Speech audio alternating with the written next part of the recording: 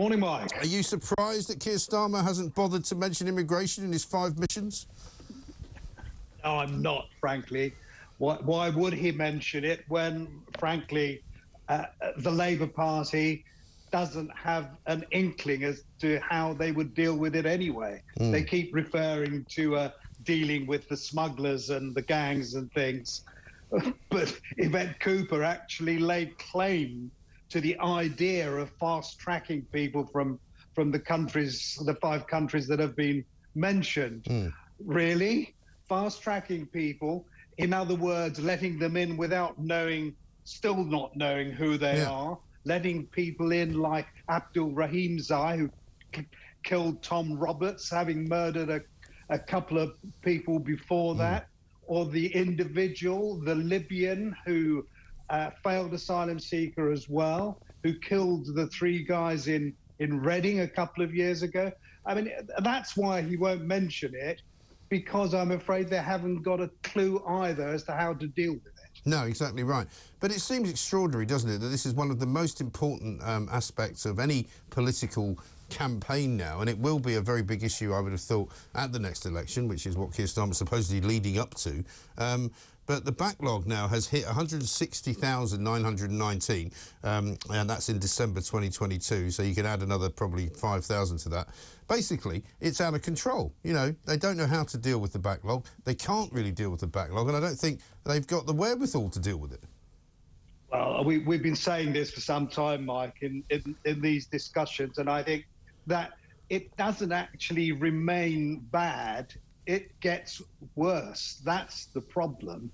There were some other figures today which showed that 1.3 million long-term visas were issued in 2022, including there were 75,000 asylum seekers, asylum applications. Right. Now, we keep being told that there are no safe routes.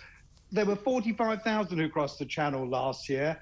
Where did the other 30,000 come from? And they're only the ones that we know about, frankly. Right. That we had 208,000 people coming from Ukraine, 128,000 coming from Hong Kong.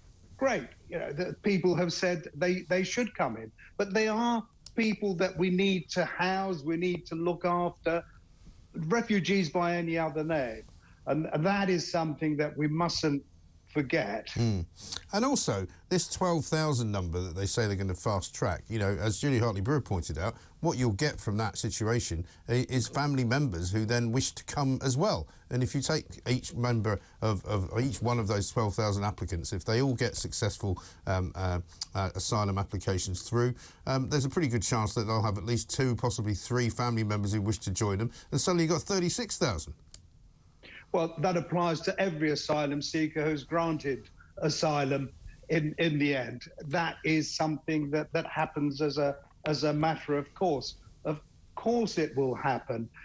But my biggest concern is the fact that we have really concluded that if you're coming from Syria, from Afghanistan, from Libya, from Eritrea, or from Yemen, then we have no way of sending you back. So having got here, there's no way of removing you, so you'll be allowed to stay. Yeah.